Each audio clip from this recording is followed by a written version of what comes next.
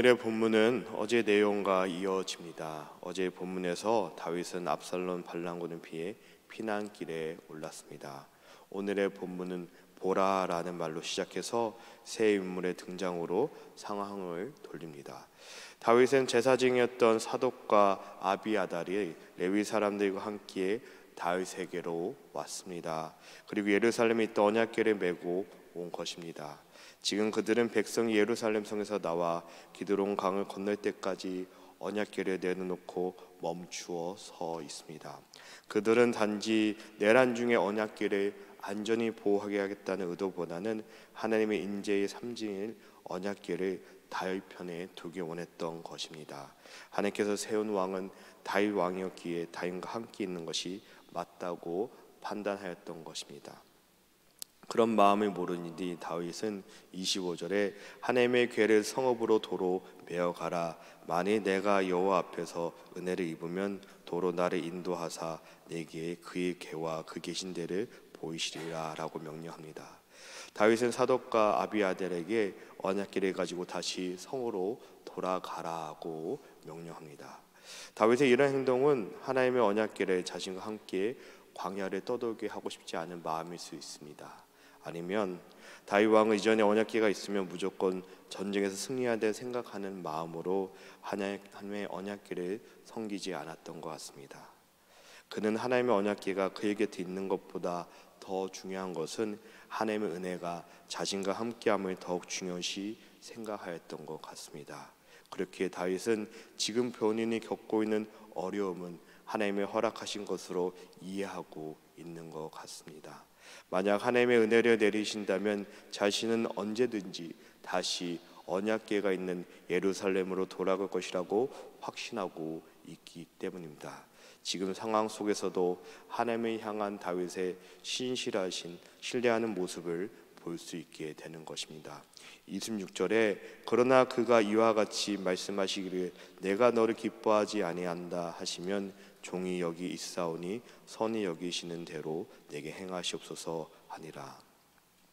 만약 하나님이 기뻐하지 않으시다면 하나님의 선하신 대로 내가 행하실 것이라는 신앙의 고백을 하는 모습입니다. 다윗은 하나님과의 관계에 있어서 최악의 경우를 가정하고 있습니다. 즉 그는 하나님께서 자기를 기뻐하지 않으실지라도 하나님의 처사에 대해서 자기 자신의 모든 게 맡기겠다라고 말하고 있습니다. 다윗은 그들과 함께 아들들 성으로 돌려보내는데 임무를 부여합니다. 그들로 하여금 성으로 들어가 사독의 아들 아하마스와 아비아달의 아들 요나단을 하여금 성에 일어나는 소식들을 자기에게 전하라고 합니다. 그렇기에 다윗은 사독에게 내가 선견자냐 아니냐라는 말은 특별한 의미가 있었던 것입니다. 여기서 선견자로 번역된 말은 보는 자라는 뜻입니다. 보는 자는 정탐꾼이라는 의미를 가질 수 있습니다. 다윗은 사독에게 정탐꾼의 역할을 은밀하게 맡기고 있다고 해석할 수 있습니다. 이렇게 다윗은 사독에게 하나님의 궤를 다시 예루살렘으로 메고 그들에게 도움을 강구하고 있습니다. 다윗은 다시 피난길로 올라갔습니다. 그는 감람산길로 올라갑니다. 다윗은 머리를 가리고 맨발로 울면서 피난길을 가고 있습니다. 다윗이 이처럼 자신의 머리를 가리기는 깊은 슬픔으로 인한 자연스러운 동작입니다. 또한 머리는 그 사람의 명예의 상징이기도 합니다. 다윗의 이런 행위는 곧 자신의 명예가 상실된 것을 부끄러워하는 행동이기도 합니다. 얼마나 수치스러울까요? 반역을 일으킨 아들을 피해 도망가는 자신의 신세가 하나님과 사람 앞에 너무나도 수치스러웠던 것 같습니다. 또 고대 근동 문화에서는 맨발로 걷는 것은 비천한 노예의 모습이기 때문입니다. 다윗이 맨발로 감람산길을 올라가는 것은 어쩌면 자신의 치대한 낮추고 자신의 부족함을 인정하며 걸어가는 것 같습니다. 한 걸음 한 걸음 내딜 때마다 그의 마음 가운데는 지난날의 삶을 돌아보게 될 것입니다. 하나님을 열심히 믿는다고 하면서 아들을 제대로 훈육하지 못했고 생각한 것에 한없이 겸손해지게 되는 것입니다. 다윗이 고난에 닥쳐왔을 때 누구를 원망하거나 환경을 탓하지 않았습니다. 자기 자신을 돌아보았고 자신이 무엇을 잘못했는지 그것을 돌아보았고 그 까닭에 고난이 찾아왔음을 인정하였습니다. 그 깨달음 속에서 그는 깊이 회개하지 않았을까 싶습니다. 그런 마음으로 감난산길을 올라가는 가운데 누군가가 다윗에게 이런 말을 합니다. 그 내용은 31절입니다. 어떤 사람이 다윗에게 알리되 압살롬과 함께 모반한 자들 가운데 아히도벨이 있나이다 하니 다윗이 이르되 여호와여 원하옵건대 아히도벨의 모략을 어리석게 하옵소서 하니라.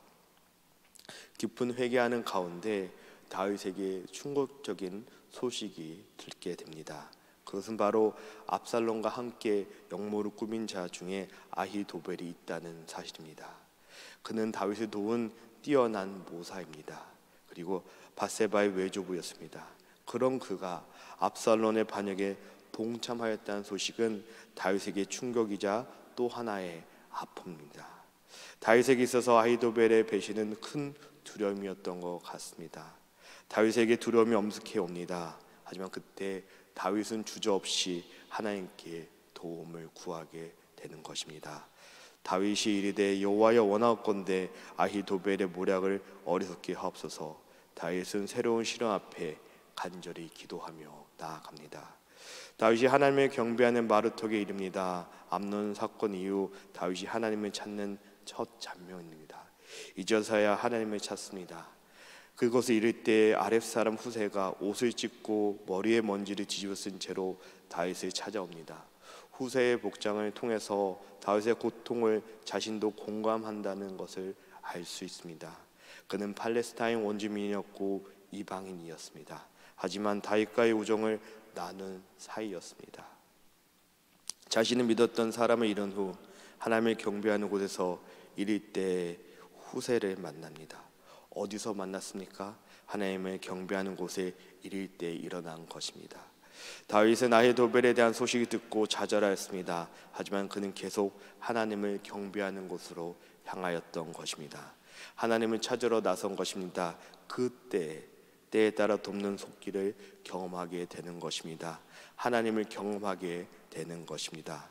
자신을 배신하고 두려움 대상이 된 아히도벨의 모략 앞에 후세가 아히도벨의 책략을 헛되게 만드는 역할을 이제 감당할 것입니다. 다윗은 후세에게 자기와 함께 피난을 가는 것보다 예루살렘 성으로 돌아가서 아히도벨의 계략을 무력화시키는 데 중요한 역할을 할 것을 말하고 있습니다. 후세는 압살롬의 편을 드는 척하면서 압살롬의 모사인 아히도벨이 내린 계략과 반대되는 계략으로 그를 방해할 수 있기 때문입니다. 또 후세는 다윗이 치르는 전투에 대한 정보를 예루살렘 성에 돌아가 사독과 아히아밧에게 전하고 또 그들의 두 아들 아하마스와 요나단을 통해 다윗에게 전달할 수 있는 것입니다. 오늘 본문은 37절 마지막으로 다윗의 친구 후세가 곧 성읍으로 돌아가고 압살롬도 예루살렘에 돌아갔더라라고 마무리됩니다. 아렙 사람 후세에서 다윗의 친구 후세로 바뀌어집니다. 그 친구인 다윗은 말대로 왕궁으로 돌아갑니다. 그는 목숨을 걸고 적진으로 들어가는 것입니다. 그렇게 오늘의 본문은 마무리됩니다. 다윗의 피난가는 모습에는 여러 가지 일들이 있었습니다. 하나님을 전적으로 의지하는 다윗의 모습은 하나님의 괴를 돌려보내는 것으로 알 수 있습니다. 하나님께서 어떤 결정을 하여도 하나님께서 뜻대로 행하는 모든 것을 받아들이겠다는 고백을 볼 수 있습니다. 그리고 그는 자신의 목숨을 구하기 위해서 급하게 도망가는 것이 아니라 맨발로 울며 머리를 가리며 피난하는 모습은 참회하는 그의 모습을 볼 수 있습니다. 그의 피난하는 모습 가운데 마치 하나님 앞에 겸손하게 회개하는 자의 모습이 나타나는 것입니다. 그는 자기의 어떤 결과가 오든지 하나님의 뜻을 그대로 받아들이겠다고 고백합니다. 지금 다윗에게 임한 환난은 다윗을 이전에 신실한 하나님의 자녀로 돌아가게 하는 것입니다. 그는 이 환난과 고난의 의미를 알았습니다. 그것은 죄로 인한 것입니다. 주님 앞에 더 낮아짐으로써 회개하는 것입니다. 다윗은 모든 것은 하나님께 맡기지만 자기가 해야 할 일은 게을르게 하지 않았습니다.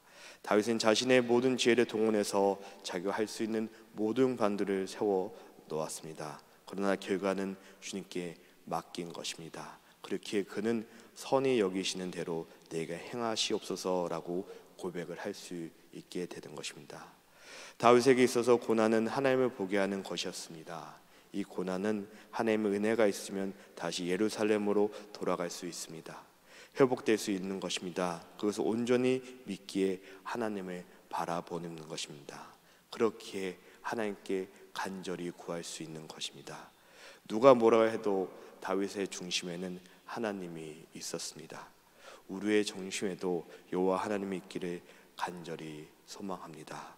그래서 어떤 상황 가운데 있더라도 하나님께 기도로 나아가심으로써 하나님의 은혜를 경험하시는 귀한 복된 하루가 되시기를 주님의 이름으로 축복하여 드립니다. 이 시간에 말씀 놓고 함께 기도합니다. 다윗은 감당하기 힘든 슬픔과 절망에도 하나님의 인도하심을 인정하며 하나님의 은혜를 구하였습니다. 우리도 어떤 상황 가운데 있는지 우리의 삶 가운데 주님의 인도하심을 기대하며 기도하는 이 새벽이 되었으면 좋겠습니다. 오늘은 당회와 권사회와 집사를 위해서 기도해 주시기 바랍니다. 그리고 계속해서 몸이 아프시고 마음이 아프신 분들을 위해서 기도해 주시기 바랍니다. 몸이 아파서 항암 치료받고 회복 가운데 있으신 분들, 또 예상하지 못한 아픔 가운데 있는 분들, 또 수술 후 회복 가운데 있는 분들을 위해서 우리 이 시간에 이것을 놓고 같이 합심하여 기도하며 나아가겠습니다. 기도하시겠습니다. 하나님 아버지,